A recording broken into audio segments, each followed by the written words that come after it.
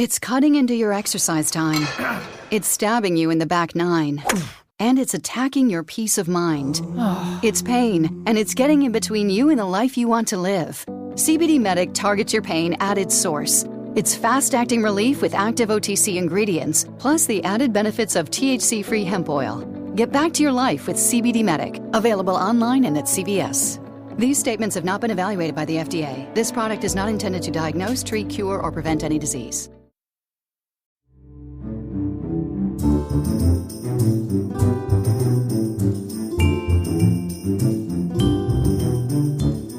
Hola a todos, bienvenidos de nuevo a una edición de Paredro de esta tercera temporada, el podcast de literatura, de libros y de autores, conjuntamente realizado entre la revista 070 de la Universidad de los Andes y la Fundación Gratitud en los estudios de Acorde aquí en Bogotá. Para hoy tenemos a Juan Gabriel Vázquez, que es un escritor colombiano que ya ha pasado por los micrófonos y por las charlas de este podcast y precisamente estuvo en la primera edición, en el primer capítulo que hicimos. Juan Gabriel, bienvenido de nuevo. Muchas gracias, Camilo, un placer estar aquí como la primera vez. Muchas gracias. Entonces estuvimos hablando de un libro que sigue siendo de cabecera para muchos de nosotros, como es Viajes con un mapa en blanco, pero lo que nos reúne y lo que nos llevó a invitar a Juan Gabriel de nuevo hoy es una noticia que difícilmente es equiparable a cualquier otra del mundo literario, y es que la novela La forma de las ruinas, o debo decir la traducción de la novela, como podemos matizar más tarde, pues está nominada y está en el shortlist del Man Booker International Prize, que es prácticamente uno de los premios más importantes, si no el más importante del mundo. Así es que el propósito de hoy es que podamos volver sobre una novela larga, rara dentro de la narrativa de Juan Gabriel, y queremos sobre todo que, como siempre lo digo y lo he dicho ya en ediciones anteriores, que una vez termine esto, pues quien la tenga la vuelva a leer, quien no la haya leído vaya y la lea, pero sobre todo entendamos esta realidad por la que está pasando nuestra literatura y sobre todo esta inmensa alegría que es tener uno de nuestros escritores favoritos colombianos en semejante lista. Así que comencemos. Juan, en primer lugar, ¿qué hace que esta novela sea tan rupturista respecto a toda su obra? Porque definitivamente estamos hablando de algo distinto. Sí, bueno,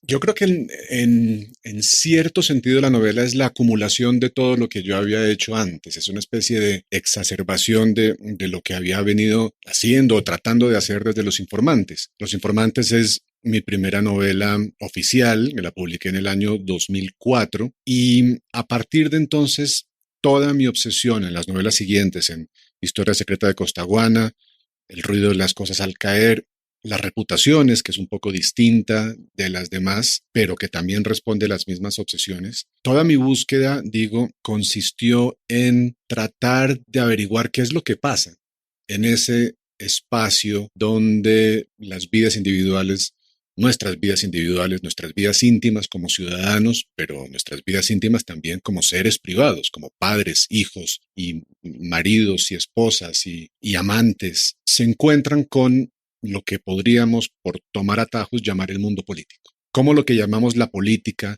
y, sobre todo, creo yo, lo que llamamos la historia, cómo se meten en la vida privada secreta de los individuos y averiguar estos mecanismos, los mecanismos mediante los cuales se produce ese choque, que es un verdadero choque. Nadie sale indemne en mis novelas del encuentro con la historia. Eso es lo que me ha obsesionado en estas novelas. Y La forma de las ruinas es la novela en la que llevo esta investigación, esta exploración más lejos, a lugares a los que no habían ido las otras novelas, como por ejemplo la exploración de todo este fenómeno del que he estado hablando desde el punto de vista de un narrador que para todos los efectos prácticos soy yo. Entonces ahí la exploración novelística de las otras novelas que contaba con las máscaras, los permisos que le da a uno el inventarse un narrador más o menos alejado de su experiencia, aquí ya todo eso se cae, las máscaras se caen, los filtros se caen y el compromiso de mis datos biográficos, de mi sensibilidad, de una cierta moralidad en la investigación de la historia de mi país y de sus momentos difíciles, ya me obligó a ir a sitios distintos y obliga a la novela a ir a sitios distintos. Precisamente ese era uno de los componentes que le iba a proponer que habláramos. A falta de mejor nombre, si acaso, porque yo sé que es un término conflictivo, está este de autoficción, sí, que es difícil, sí, que hemos leído como mucha gente lo ataca, aunque lleva desde los 70s, pero sí es verdad que frente a ese libro, primer libro de ensayo suyo, que es El arte de la distorsión, El prólogo del arte de la distorsión habla de esa necesidad de siempre fijarse en el mundo de la ficción. Sí. Y es ese momento en el que usted se casa con la ficción como la gran producción y es donde ocurre todo lo que tiene un sentido del que nuestra realidad carece. Sí. Parafraseando Sí. mal el párrafo. No, está bien. Sin embargo, ahorita encontramos una novela que, como usted dice, el narrador tiene su mismo nombre, escribió sus mismas novelas, tiene unas hijas que tienen sus mismos nombres, etcétera. Entonces, y además esto se da en un momento en el que usted regresa de Barcelona, no sé durante cuánto tiempo, pero a vivir en Bogotá. Es como si usted hubiera vuelto al país y fue a escribir también una novela desde acá. Me gustaría que nos contara cómo fue esa experiencia. Ya nos habla de esa libertad de poder escoger un narrador como uno lo quiera hacer, pero aquí siento que también hubo una necesidad de vinculárselo desde su propio nombre también para resolver algo técnico dentro de la novela. Bueno, el regreso a Colombia fue muy importante, es verdad. Mi familia y yo volvimos en julio del 2012 a Colombia. Y lo primero que yo hice cuando llegué al país fue tratar de escribir este libro y fracasé miserablemente. Fueron varios meses de explorar formas, pero los materiales del libro resultaron tercos, indómitos, no se dejaban meter en la misma historia. Yo había llegado a la conclusión después de todas las investigaciones, varios años de investigar para este libro, de recabar información, de hablar con gente, sobre todo de dejarme empapar de las obsesiones y de los temas que yo creía que eran el libro. Había llegado a la conclusión de que todos estos temas dispares tenían que formar parte del mismo libro. El asesinato de Gaitán, que es una especie de obsesión que me acompaña por razones familiares desde que era niño, el asesinato de Uribe Uribe, una cierta exploración autobiográfica de la manera en que esos crímenes me han tocado de cerca o de lejos, es decir, la autobiografía como estrategia entraba en la novela, pero también todas las formas en que las novelas para mí se enriquecen, que es cuando hablan de otras cosas que no son sus temas principales. Y el sentido de la novela va creciendo cuando la novela toma caminos laterales, cuando la novela habla de otras cosas. Digamos, el significado se va construyendo mediante la digresión. Todas esas cosas yo las sabía. Y eso hizo que este fuera un libro especialmente difícil, porque no tenía ni la menor idea de cómo hacer que todo eso entrara dentro de las mismas tapas, digamos. Supe siempre que tenía entre manos un material que me hubiera permitido escribir 3 libros, hacer una trilogía, cosa que estaba muy de moda en ese momento. Todo el mundo escribía trilogías. Ya lo raro era que la gente escribiera novelas de una en una. Entonces me preguntaba, ¿tengo una trilogía o realmente podré encontrar la originalidad de mi novela tratando de hacer algo, de meter juntas 2 cosas que no se supone que deben estar juntas, o 3 o más? Y entonces la dificultad de buscarle la forma al asunto hizo que mis primeros intentos fracasaran. Entonces dejé de lado todo y escribí Las Reputaciones, y después de escribir Las Reputaciones, que es una novela, si las otras mías me han tomado años enteros, Las Reputaciones me tomó 3 meses, 4 meses. Y después de eso hubo una especie de liberación, entendí algo que no había entendido. Me imagino que habré descubierto, siempre me pasa así, habré descubierto autores o estrategias que no conocía antes y que fueron iluminadoras. Y ahí retomé el asunto y escribí la novela en un par de años. Pero siempre el asunto, en medio de todas las opciones que tiene el novelista que era yo en ese momento, está la opción de no hacer una novela, de hacer un relato real, como novelas sin ficción, que yo admiro mucho, como Limonov de Manuel Carrer, donde no hay una pizca de ficción, como los últimos libros de Javier Cercas. Pero algo me decía a mí que por ahí no iba la cosa, que esa vindicación de la novela que yo siempre había hecho un poco tercamente, también entraba en juego aquí, y que el manejo o el recurso a la escritura de imaginación, el recurso a la ficción como manera de enfrentarme a los materiales, me podía llevar a lugares a los que la crónica o la narrativa autobiográfica o esas novelas sin ficción de las que estaba hablando no me podían llevar. Y entonces ahí entra la escogencia de esta forma que es híbrida y que efectivamente se llama, le hemos puesto el nombre o lo hemos bautizado recientemente como autoficción, pero que para mí pues esto es mucho más antigua que eso. Estaba pensando el otro día que la Divina Comedia ya hace lo mismo, ¿no? En la Divina Comedia hay un narrador que se identifica con el autor, es Dante Alighieri, y que luego nos cuenta unos viajes, digamos, un itinerario que no tiene nada de realista, pero pero que hoy, si lo pasáramos hoy recién inventada la Divina Comedia por la universidad, por la crítica, probablemente llegaríamos a la conclusión de que autoficción también es eso. Claro. Entonces, sí, es un concepto que trata de hablar de algo que no es nuevo, pero sí trata de hablar de eso de una manera novedosa, y eso es valioso. Para eso es la crítica también, para nombrar de nuevo cosas que creíamos sabidas. Y en ese sentido me parece valioso. Y también yo creo que era pues necesario en la medida en que se trataba de una novela que implicaba ese regreso, implicaba esa puesta en conjunto de todo lo previo y Sí, también ponerse usted frente, aunque sea este propio narrador que es usted mismo o no, pero ponerse de lleno, como sí, digámoslo así, toda la carne del asador, que no sí, podía ser otro que no fuera Juan Gabriel Vázquez y que explicara las cosas sí, como le pasaron a usted, dicho de otra manera, por sí. supuesto, porque es una obra de ficción. Dicho de otra manera, eso es muy importante. Exactamente, Eso podría ser una buena forma de explicar lo que pasa en esta novela. Yo cuento las cosas como me pasaron, pero contadas de otra manera, ¿no? exactamente. Y ese de otra manera es lo que hace la ficción. La ficción es lo que permite es ese par de pasos que uno da a un costado para cambiar la perspectiva de todo lo que ve. Y ya no se están mirando las cosas de frente, sino con una cierta ambigüedad que enriquece los significados, que permite, digamos, lo implícito, lo sugerido, y no tanto lo explícito y lo directo. Y todo eso permitiéndole al escritor al mismo tiempo, efectivamente, esa es una frase que me gusta mucho, poner toda la carne en el asador, es decir, comprometerse emocional, moralmente con lo que está contando y sin máscaras. Las máscaras permiten hacer muchas cosas muy bonitas y yo las he utilizado en los otros libros. Aquí no. Y eso me permitió entonces hablar de las implicaciones que la historia colombiana y los momentos y ciertos momentos claves, con frecuencia de violencia, de la historia colombiana, habían tenido en mi vida. Y me di cuenta de que eso trataba el libro. El libro habla, entre otras cosas, pero sobre todo, de la manera en que nuestro pasado, en particular momentos traumáticos de nuestro pasado colectivo, pueden atravesar tiempos y generaciones y modificar nuestras vidas privadas, nuestras vidas íntimas y nuestras maneras de ser personas en el momento presente de una manera que no logramos entender. Y para entenderlos está la literatura.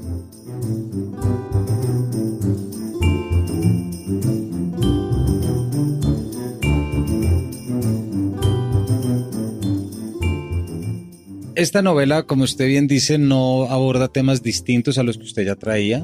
Podemos decirlo a grosso modo, la importancia de la historia, de la memoria, del recuerdo, Sí. que también... Y que es interesante eso que lo que nos cuenta que las reputaciones se escribió antes de La forma de las ruinas, porque termina siendo su novela más corta y luego su novela más larga. Ahí hay un juego interesante frente a Temer los impulsos. Sí. Pero hay algo que sí creo que es nuevo, no sé si se me está quedando por fuera algún elemento de alguna novela, que es la idea de la conspiración, que es otra manera de decir la importancia de la historia, de la lectura de la historia, de los intereses ocultos de la historia, que nos pone sobre la mesa un personaje muy interesante sobre el cual quiero que nos hable hasta donde quiera, pensando siempre que la idea es que la gente vaya a irse a leer esto, que es Carballo. Sí. Es ese extraño personaje que se sabe portador de una historia, pero que quiere que esa historia se cuente a través de una novela. Y aquí es donde está de nuevo Juan Gabriel Vázquez, voz del autor, diciendo hay que reivindicar ese poder que tiene la literatura de poder escribir la historia sin necesariamente ser un discurso científico. Sí. Entonces, ¿por qué no nos cuenta un poco de ese personaje tan fascinante? Bueno, es muy cierto eso de que la teoría de la conspiración, las implicaciones de las teorías de la conspiración para nosotros es uno de los temas de la novela que de alguna manera no estaban en las otras, pero que es la exploración propia de este libro, pero de alguna manera ya venían sugeridas porque las otras novelas, Los Informantes, El ruido de las cosas al caer también, se preocupan mucho por el relato del pasado, por cómo construimos el pasado como relato. Y en esas novelas los personajes están preguntándose, en Historia Secreta de Costaguana también, están preguntándose todo el tiempo cómo construimos la historia. ¿Quién la cuenta? ¿Quién la cuenta y cómo la cuenta? Y se preocupan por recordarnos, en Costaguana está muy explícito eso, que la historia es un relato y que si la historia es un relato, entonces tiene un narrador y que si aceptamos que hay un narrador, aceptaremos que ese narrador tiene prejuicios, tiene una agenda política, quiere subrayar ciertos hechos y ocultar o disimular u olvidar francamente ciertos otros. Entonces, esas reflexiones sobre los cuentos que nos contamos, que llamamos historia o literatura, según creamos en ellos de manera más o menos clara, forman parte de nuestro tejido como seres humanos y de las reflexiones de esos libros. Y la exacerbación de todo eso es una teoría de la conspiración. Una teoría de la conspiración es el momento en que los cuentos que nos contamos se salen de madre y ya no los controla nadie y ya tienen una vida alejada de la verdad y es una vida propia que se impone como verdad, ¿no? Eso es una teoría de la conspiración. En el libro quedan la preocupación por las teorías de la conspiración, por esa visión del mundo, que es conspiranoide. A mí me encanta esa palabra, que es una especie de invención peninsular, me parece. No la he visto yo tanto en Latinoamérica. Pero los conspiranoides son esa gente que lee la vida, lee la realidad en términos de teorías de la conspiración y que detrás de cualquier hecho público, generalmente, ve una reunión de manos oscuras que todo lo manipula. Carlos Carvalho cree en eso. Carlos Carvalho mira la vida en estos términos, interpreta la vida en estos términos. Él es el personaje, hay que decirlo, a través del cual entra la ficción en la novela, porque es un personaje completamente inventado. Es verdad que como todos los personajes inventados, tiene algo de gente que yo he visto y que he conocido y que he mirado, pero es un personaje ficticio desde el punto de vista del novelista completamente ficticio. Está rodeado de personajes reales, que son un narrador que se llama Juan Gabriel Vázquez, un escritor colombiano que sale en la novela que se llama Rafael Humberto Moreno Durán, unas anécdotas históricas sobre Gaitán y sobre Uribe Uribe, y sobre un personaje que investigó el crimen de Uribe Uribe que se llama Marco Tulio Anzola, que también era real y que es el otro eje de la novela. Pero Carlos Carvalho es un personaje ficticio. Y es a través de él que la novela habla de sus temas. Habla de las teorías de la conspiración, de nuestra relación difícil con el pasado, de la preocupación que tenemos siempre, sobre todo en un país como el nuestro, de que la historia es mentirosa o distorsiona o nos oculta la verdad o nos hace juegos de manos para que miremos una cosa mientras está sucediendo realmente otra. Él es el personaje que vive traumatizado, obsesionado con estos temas. Solo al final de la novela el lector sabe por qué, cuál es el peso humano de la historia en él. Porque esta novela es a cierto nivel también una novela de ideas, pero a mí lo que siempre me ha interesado son las ideas encarnadas, la novela como manera de encarnar ideas y emociones en el destino humano de un personaje. Y el destino humano de Carlos Carvalho es una cosa muy triste, muy conmovedora, que a mí me conmovió, me tomó de sorpresa cuando empezó a surgir del texto.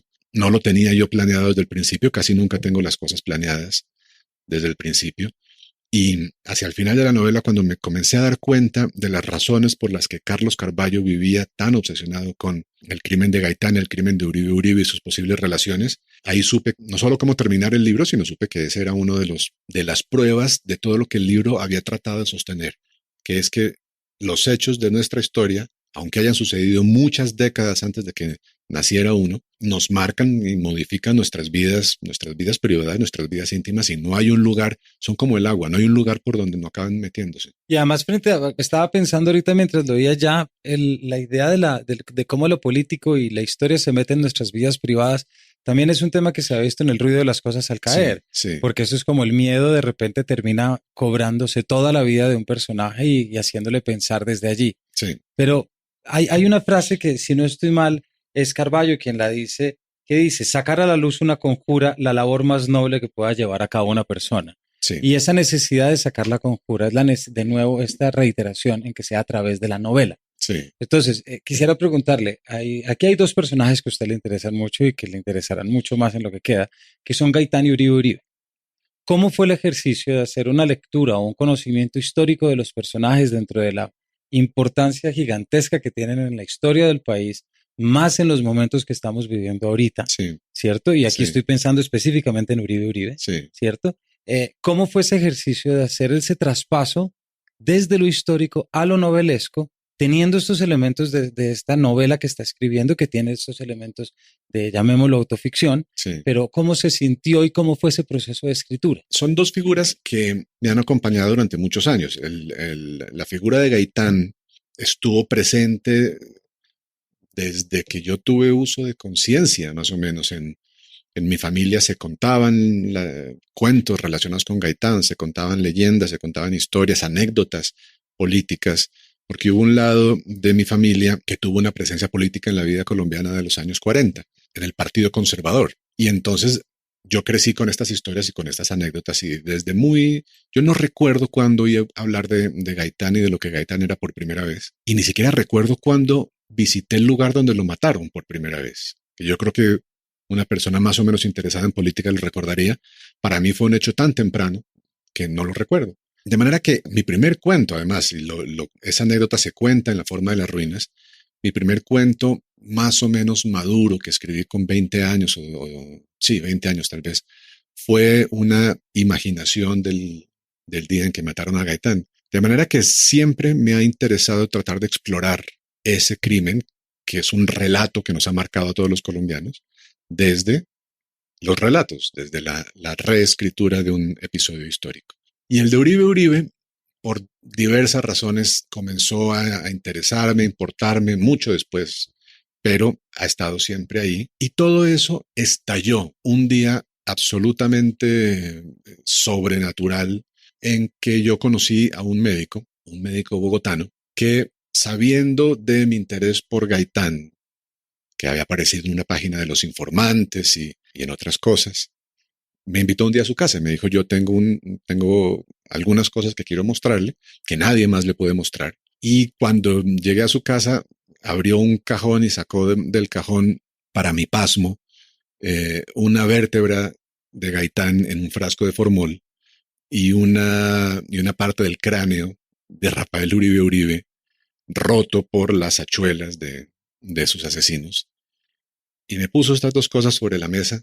Y bueno, después de que me desmayé y recuperé el conocimiento y toda la cosa, ahí decidí que eso era una novela, ¿no? Había una novela detrás de este momento en el que yo podía ver y tocar los huesos de los muertos más célebres, vamos a decir, aunque la palabra no es esa, de la violencia política del siglo XX en Colombia. Son dos momentos, el asesinato de Uribe Uribe y el de Gaitán, que descarrilaron la historia del país. Y yo tenía los huesos de estos hombres ahí y los podía tocar. Y eso, dependiendo de cuán vulnerable sea uno a los fantasmas de la historia, pues lo marca más o menos. Pero a mí me sacudió este momento y yo supe que había una novela ahí. Y a partir de ahí entonces hice varios intentos por escribirla. El último intento fallido cuando volví a Colombia en el 2012.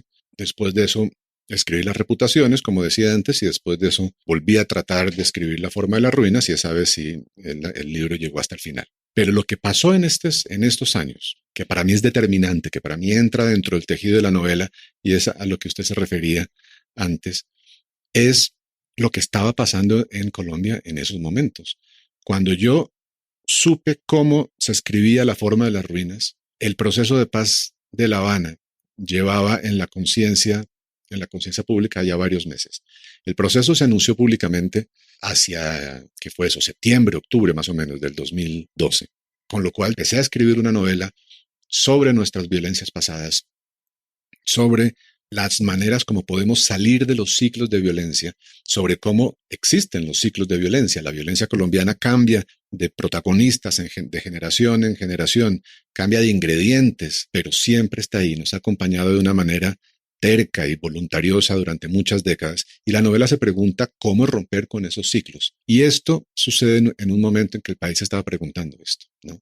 En todo el país yo creo que una de las grandes preguntas en la conciencia de los colombianos era cómo salimos de 50 años de violencia, porque era lo que se estaba preguntando una gente en La Habana tratando de negociar los acuerdos de paz. Entonces, darme cuenta de eso durante la escritura de la novela de maneras indirectas, pero sobre todo después de terminada la novela, darme cuenta de hasta qué punto la novela había quedado contaminada en el mejor sentido de la palabra por las preguntas que nos hacíamos todos como colombianos, fue fascinante. Y después cuando algún amigo me dijo que esta era la primera novela del posconflicto, me pareció, muy bien. Sí, de una, caramba, pues me pareció conmovedor y digno de gratitud, ¿no? Por mi parte.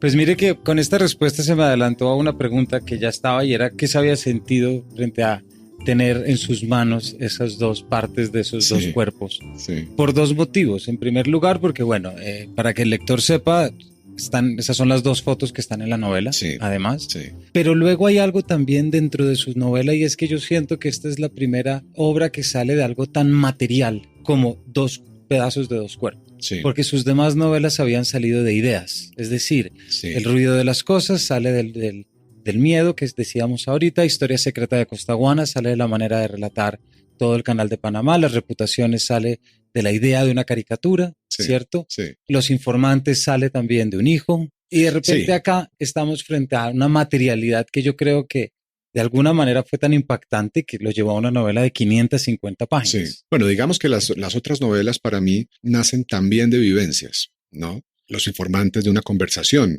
que tuve con una mujer alemana, judía, que me contó su historia de los años 40 en Colombia. Y El ruido de las cosas al caer sale también del descubrimiento de este documento que fue la caja negra del avión de American Airlines que se estrelló cerca de Cali en el año 95. Pero estoy completamente de acuerdo.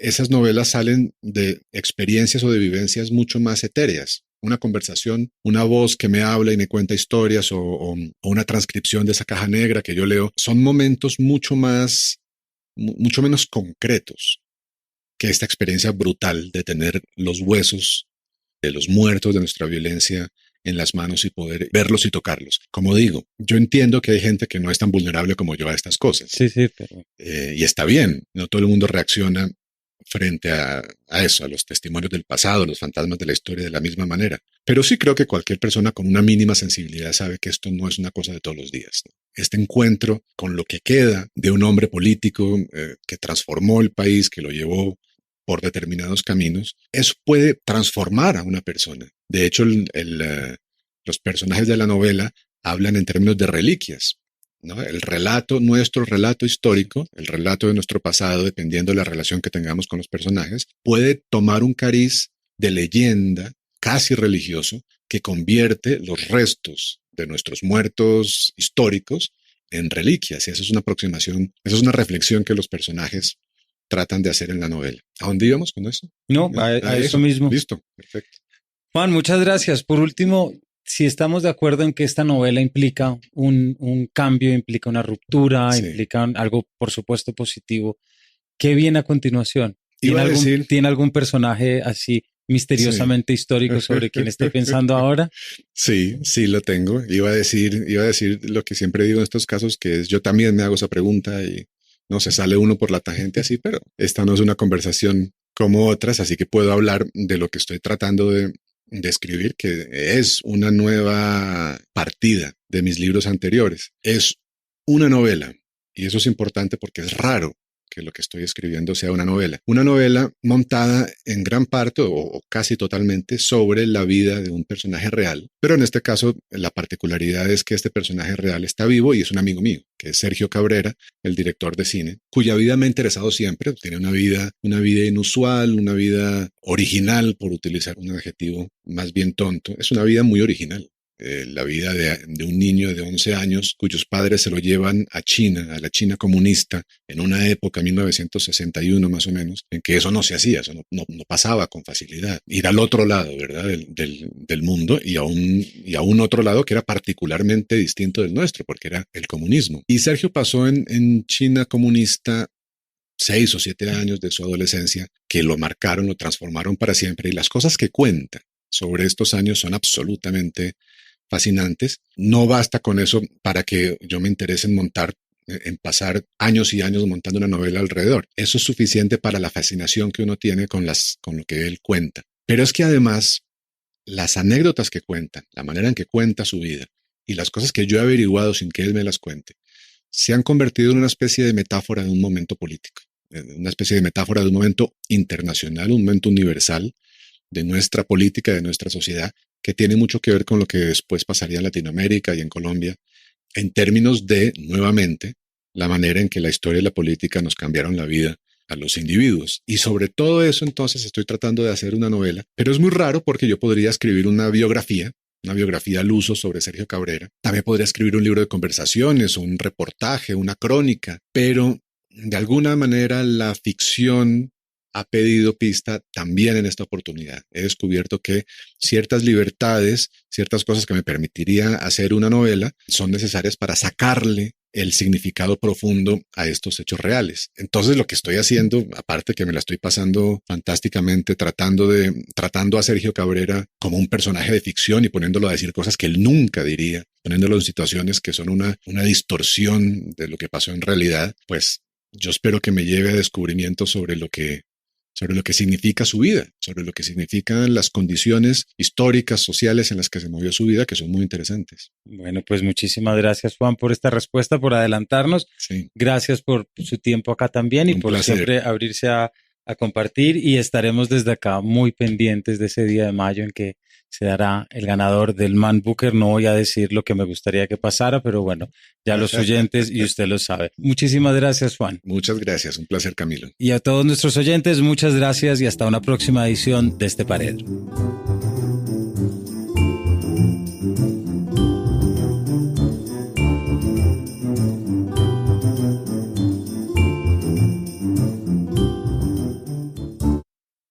Man, how can you afford gas for that big SUV? I pay less for gas than everyone else. I got the free Get Upside Gas app and get up to 25 cents a gallon cash back every time I buy gas. Hold on. You're getting up to 25 cents off a gallon with the free Get Upside Gas app while I'm paying full price? You know it. People earned over $1 million last year. You just got to take a picture of your gas receipt and bam, up to 25 cents a gallon cash back. You don't have to tell me twice. I'm downloading the free Get Upside Gas app now. Download the free Get Upside app now in the App Store or Google Play to save up to 25 cents a gallon when you buy gas. Use promo code NEXT for a 20-cent gallon bonus on your first tank. That's up to 45 cents a gallon on your next tank. Just download the free Get Upside app at the App Store or Google Play and use promo code NEXT. Save money on gas on every fill-up. Just download the free Get Upside app and use promo code NEXT. That's NEXT. Y yo te llamo a que te lleves un gran iPhone Sprint. Te ofrece 30 días para decidir. Enamórate de Sprint. Cámbiate y llévate un iPhone X a Earnlease con su increíble cámara por solo $15 al mes. Visite limitadoya.com/iPhone. iPhone por $15 al mes luego de crédito mensual de $16.25 que se aplica dentro de 2 facturas. Con verificación de crédito, lease de 18 meses y nueva línea. Si cancela temprano, el saldo restante será exigible. Oferta no disponible en todas partes. Excluye impuestos y recargos. Sujeto a cargo por activación de $30 y restricciones.